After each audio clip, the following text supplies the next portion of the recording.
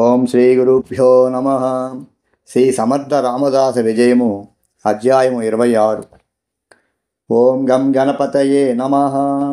ఓం శ్రీ సరస్వత్యై నమ. ఓం శ్రీ గురుదత్తాత్రేయాయ నమ. శ్రీరామ జయ రామ జయ జయ రామ. శ్రీ సమర్థుల సమయస్ఫూర్తి భక్తరక్షణ. జయరాం స్వామి. శ్రీ నిత్యానంద యోగి ఇలా చెప్పసాగినారు. విద్యాసాగర, శ్రీ సమర్థులు తమ సంచారం కొనసాగిస్తూ ఒకసారి మీరజ్ పట్టణానికి వచ్చారు. అంతకుముందు ఆ ప్రదేశంలో చాలాసార్లు శ్రీ సమర్థులు సత్సంగం చేసి ధర్మ ప్రబోధాలు చేశారు. ఆ పురజనులకు వారు చిరపరిచితులే. ఆ పట్టణంలో ఇంతకుముందు కొందరికి మంత్రదీక్షలిచ్చి వారి చేత 13 కోట్ల మంత్రజపము చేయించి వారినందరినీ మహంతులుగా అచ్చటచ్చడా నియమించారు. వారి శిష్యులందరూ దక్షత కలిగిన వారుగా తీర్చిదిద్దబడిన విషయం మనం లోగడ చెప్పుకున్నాం కదా.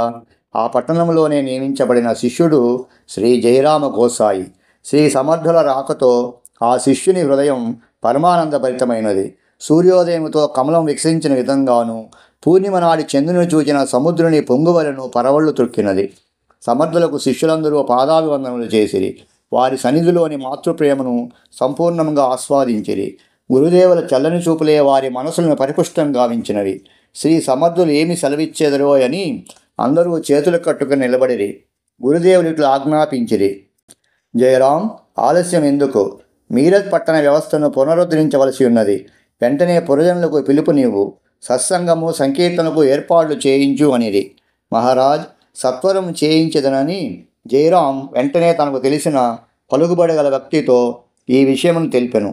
ఆ వ్యక్తి మంచి ధనవంతుడు మరియు ధార్మిక బుద్ధి కలిగిన వాడైనందున కొన్ని గంటలలోనే సత్సంగము సంకీర్తనలు చేయుటకు వీలుగా ఒక దేవాలయ ప్రాంగణం నందు సకల ఏర్పాట్లు గావించెను. అంతేగాక అనేక ధార్మిక సంస్థల ద్వారా శ్రీ సమర్థుల ఆగమనాన్ని మరియు వారి సత్సంగ ప్రవచనముల భాగ్యాన్ని పురప్రజలందరికీ తెలియపరచెను. అచ్చటి పండిత పామరులందరూ పూర్వం నుండి శ్రీ సమర్థుల ప్రవచనములు వారి శక్తియుక్తులు ఎరిగిన ఉన్న కారణముగా ఆ భాగ్యాన్ని పొందడానికి వేగిరపడుతూ వచ్చి హాజరైనారు. సకల ఏర్పాట్లు చక్కగా పర్యవేక్షించిన జయరాం శ్రీ సమర్థుల వారి సముఖమునకు పోయి, స్వామి మహారాజ్, తమరి ఆజ్ఞానుసారం అన్ని హంగులతో వేదిక సంసిద్ధమైనది. తమరి రాకై భక్తులు శ్రోతలు వేచి ఉన్నారని ప్రార్థనాపూర్వకంగా వేడుకొన్నాడు. వెంటనే సమర్థులు, ఏమిటి, నేనెందుకు సత్సంగం చెప్పాలి? నిన్ను చెప్పమని ఆ ఏర్పాట్లన్నీ చేయించమన్నాను, కానీ నేను చెప్తాననలేదే అన్నారు. జయరాం అవాక్కైనారు. స్వామి అంటుంటే, అరే త్వరగా పో, సత్సంగం చెప్పు, ఇదే నా యాజ్ఞ అన్నారు. అంతే. మారు మాట లేకుండా శ్రీ స్వామి పాదాలకు సాష్టాంగ నమస్కారం చేసిన జయరాముపై అపార కృపావృష్టి కురిపిస్తూ గురుదేవులు విజయోస్తు అని దీవించారు. శ్రీ సమర్థుల ఆశీస్సులపై గల దృఢ విశ్వాసముతో జయరాం ధైర్యంగా వెళ్ళి వేదికపై కూర్చొని ముందు గురుకీర్తనం చేసి శ్రీరామనామ సంకీర్తనం చేశాడు. వినుల విందైన ఆ నామామృత లహరిలో అశేష ప్రజానీకము ఓలలాడినారు. శ్రావ్యమైన అతని కంఠస్వరము అందరినీ ముగ్ధులను చేసింది. ఎవరికి వారు పరిసరాలనే మరచి సంకీర్తన ప్రవాహంలో తలమునకలైనారు. అదే సమయంలో ఆ ప్రదేశానికి ఆ పట్టణాధికారి జలాల్ ఖాన్ అను వాడు, మహాకర్కోటకుడు, చండశాసనుడైన వాడు కూడా వచ్చి దూరంగా నిలబడి ఈ దృశ్యాన్ని తిలకించాడు. సంకీర్తనను ఆలకించాడు. వాడు వచ్చిన సంగతి సభ్యుల్లో కొందరికి తెలిసినది. ఏమి గందరగోళం జరుగుతుందోనని కొంత భయాందోళనకు గురి అయినారు. కానీ జయరాం మాత్రం తన సంకీర్తన ద్వారా ప్రవచనాన్ని ఇలా ప్రారంభించినాడు. పుణ్యాత్ములారా, దయకు ప్రతిరూపం శ్రీరాముడు. ధర్మానికి స్నేహానికి ప్రతీక ఆయనే. అందుకే ఆయనను మర్యాద పురుషోత్తములని మునులు కీర్తించారు. జనులు కూడా అట్లే మనస్ఫూర్తిగా హృదయపూర్వకంగా మెచ్చుకున్నారు. ఆయన సర్వాంతర్యామి, సర్వజ్ఞుడు, సర్వజగన్నియామకుడు, సర్వజీవుల పట్ల ప్రేమ కలిగి వర్తించినాడు. ఆయనను ప్రేమించిన జీవులు అనగా నరులు వానరులే గాక పశువులు పక్షులు అనే భేదం లేకుండా ఆయన అభిమానాన్ని కరుణను పొంది కృతార్థతను చేకూర్చుకున్నాయి. రాక్షసులను సంహరించినాడని మనం సన్నుతి చేస్తున్నాము. కానీ ఆ రాక్షసుల్లోని దుర్గుణాలను, తద్వారా వారికి సంక్రమించిన పాపాలను తన బాణంతో భస్మం చేసి వారి ఆత్మలకు ఏ విధమైన సంక్షోభం లేకుండా తనలోనే లయం చేసుకున్నాడు. ఇది కడు విచిత్రమైన పద్ధతి. శ్రీరామునితో పోల్చదగిన మానవుడు కానీ ఆయనతో సమానమైన వ్యక్తి కానీ సృష్టిలోనే లేడు. కేవలం నామజపముతోనే సర్వులకు పాప ప్రక్షాళనం గావించగల శక్తిమంతుడు శ్రీరాముడు. అయితే ఆయన కృప కానీ ఆయన దర్శనం కానీ పొందాలంటే ముందు సజ్జనుల సహవాసము, సన్మార్గవర్తనము ఎంతో ముఖ్యము. ఇవేమి లభించినా లభించకపోయినా సద్గురువుల సాన్నిధ్యము శ్రీరామ దర్శనాన్ని ప్రసాదించగలదని ఖచ్చితంగా చెప్పగలను. ఎందుకంటే వారు బ్రహ్మ విష్ణు మహేశ్వర సమిష్టి స్వరూపులు మరియు ఘటనాఘటన సమర్థులు. కావున ఆత్మబంధువులారా అందరూ అనండి, సద్గురు మహారాజుకి జై అని అందరితో అనిపించాడు. ఆ రోజు సభ ముగిసింది. తర్వాత జయరాముకు దుర్మార్గుడైన అధికారి జలాల్ ఖాన్ వచ్చి ఇదంతా విన్నాడని తెలిసింది. సరే, విని ఏమీ గొడవ చేయలేదు కదా, గురుదేవుడు శ్రీ సమర్థుల కృప మనకు అండగా ఉన్నది కదా అన్నాడు తన తోటి శిష్యుడైన గోపాలుతో. ఏది ఏమైనా గురువనుగ్రహం పొందమనేగా అందరికీ నేను ప్రబోధించినది. గురుకృప వలన ఏ అంతరాయము లేకుండా కథ రసవత్తరంగా సాగిందని సంతోషించారు ఇద్దరు.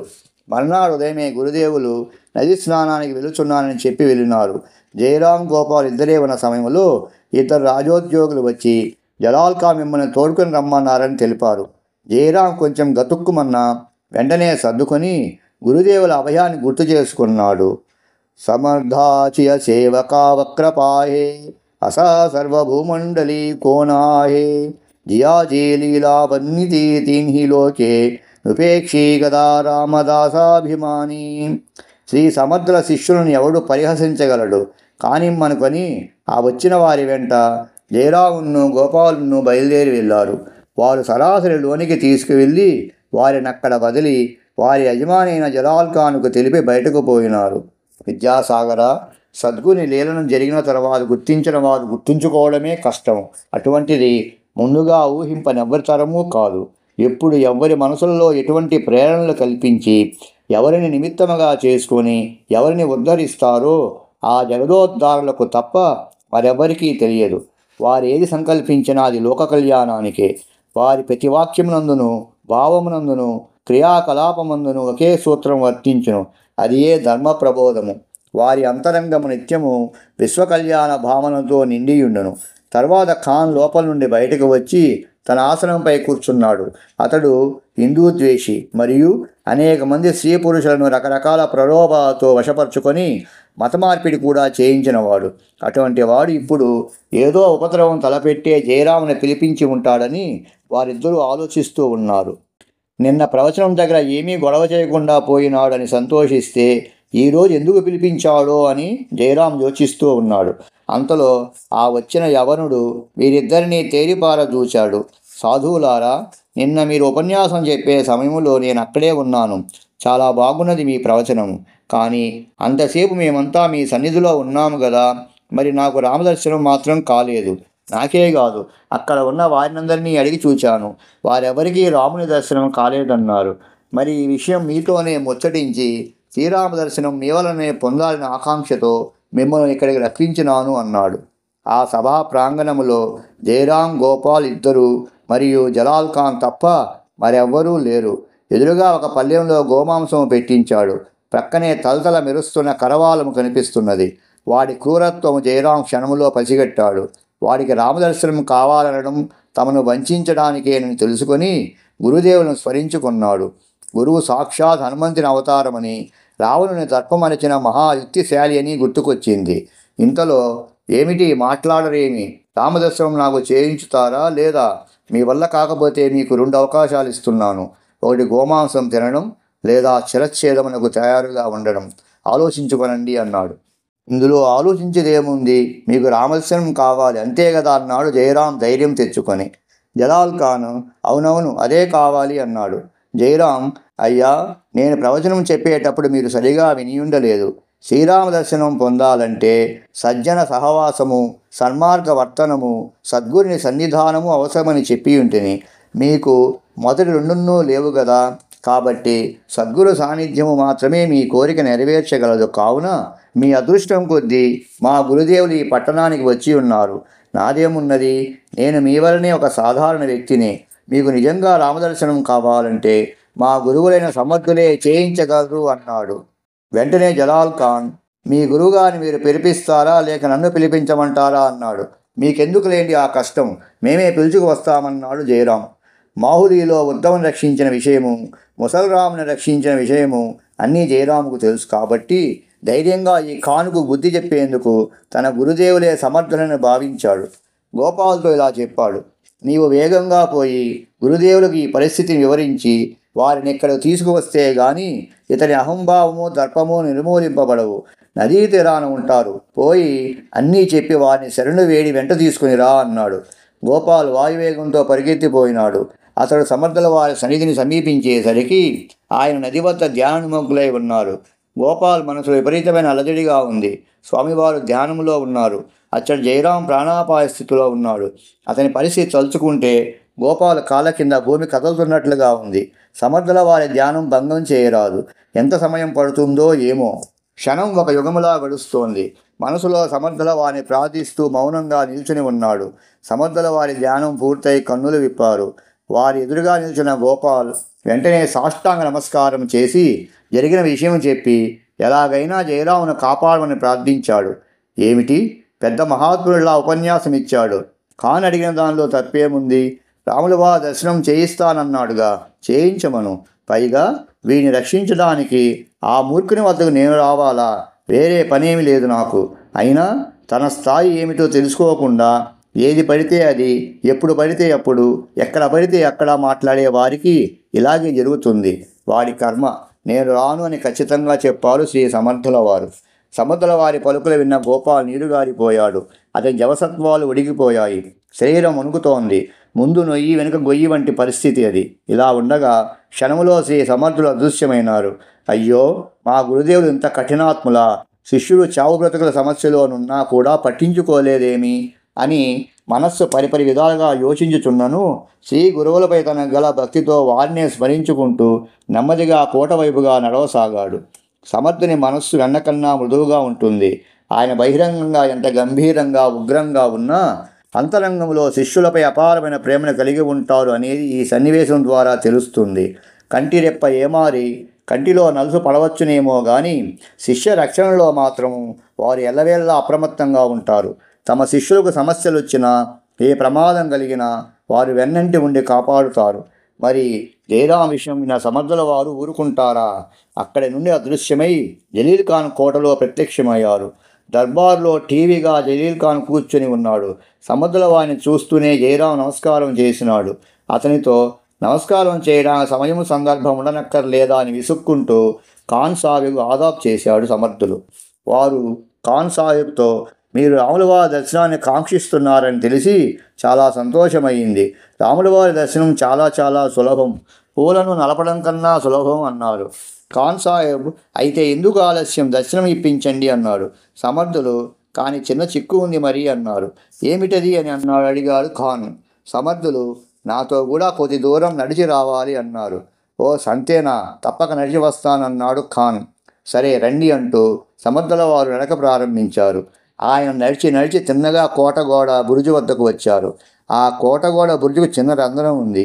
దాని వద్దకు చేరుకొని నా వెంట రండి, శ్రీరామ దర్శనం అవుతుందంటూ గోడకు ఉన్న రంధ్రంలో సూక్ష్మరూపముతో దూరి అవతలికి వెళ్ళి స్వస్వరూపమును ధరించారు. గోడ అవతలున్న ఖాన్ సాహెబ్ను కూడా తను వచ్చినట్లే రమ్మని చెప్పారు. ఈ వింత చూచేందుకు ఖాన్ పరివారం అంతా వచ్చారు. అతను కోట గుమ్మం ద్వారా వెలుపకు వస్తాను, ఈ రంధ్రంలోంచి నేను ఎలా రాగలను అన్నాడు. ఖాన్ గారు, ఆ దారి గుండా వస్తే మా రాముడు కనిపించడు, ఈ దారి గుండానే రావాలి, అప్పుడే రాముడు కనిపిస్తాడు అన్నారు. ఖాన్ గారి భారీ శరీరం, కోటగోడకు ఉన్న రంధ్రాలు ఆయన చేతులు దూరడమే కష్టం. ఖాన్ గారు, స్వామి నేను చుట్టూ తిరిగి మామూలు దారిలో వస్తాను, చూపించండి మీ రాముల వారిని అన్నారు. మా రాముడి దర్శనం అంత సులభం అనుకున్నారా అన్నారు శ్రీ సమర్థులు. అతని వెంట జయరామును వదిలి కోటలోని సైన్యాధికారులందరూ వచ్చినారు. అందరితో జయరాం కూడా పరుగున వచ్చాడు. అందరూ ఆశ్చర్యంగా చూస్తున్నారు ఈ వింత దృశ్యాన్ని. శ్రీ సమర్థుల వారు, జయరాం నీవు కూడా రా అనగానే అతడు వేగంగా పోయి ఆ రంధ్రంలో గుండా దూరి గురుగారి వద్ద నిలిచాడు. తన భారీ కాయాన్ని ఈడ్చుకుంటూ రొప్పుకుంటూ ఆయాసపడుతూ పడి లేచి కోట వెలుపలకు చేరుకున్నాడు ఖాన్. మీరు నేను చెప్పిన దారిలో వచ్చి ఉంటే మీకు తప్పక శ్రీరామ దర్శనం చేయించి ఉండేవాడిని, కానీ ఇప్పుడు సాధ్యం కాదు అన్నారు సమర్థులు. ఈలోగా గోపాల్ అక్కడికి చేరినాడు. ఎప్పుడైతే శ్రీ సమర్థులు మరియు జయరామస్వామి కోటగూడ రంధ్రం ద్వారా వెలుపలికి వచ్చారో అప్పుడే స్వామివారి శక్తి ఏమిటో, వారెంత గొప్పవారో ఖానుకు అర్థమైనది. అతను పశ్చాత్తాపంతో, స్వామి, మిమ్మలను మీ శిష్యులను చాలా బాధ పెట్టాను. మీ పట్ల చాలా అపరాధము చేశాను. దయచేసి క్షమించండి అన్నాడు. శ్రీ స్వామివారు, నాయన, క్షమించవలసింది నేను కాదు వారు అని తమ శిష్యులైన జయరాం గోపాలను చూపారు. ఖాన్ సాహెబ్ వారిద్దరికీ నమస్కరించి క్షమించమని ప్రార్థించాడు. ఖాన్ సాహెబ్ తనలో తాను బేరేజు వేసుకున్నాడు. తాను సక్రమంగా నమాజులు చేస్తాడు, పీరులను ఔలియాలను గౌరవంగా చూస్తాడు, మసీదులు కట్టించి మత ప్రచారం కూడా బాగానే చేశాడు. అయినా ఎక్కడా ఎప్పుడూ ఇటువంటి లీలలు చూడలేదు. ఇంకా అల్లాను ప్రార్థించడం వలను ఇస్లాం మతధర్మాన్ని పాటించడం దండుగా అనుకొని శ్రీ సమర్థుల వారి పాదములపై పడి, స్వామి, నన్ను హిందువుగా మార్చవలసింది అని ప్రాధేయపడ్డారు. దానికి శ్రీ స్వామివారు అతనితో చాలా అనునయంగా ఇలా చెప్పారు. ఖాన్, మతాలనేవి మానవులను మంచి మార్గంలో పెట్టడానికి ఏర్పరచుకున్న దారులు మాత్రమే.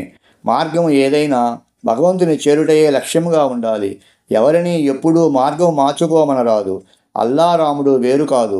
ప్రాణహింసను ఏ మతము ప్రోత్సహించదు.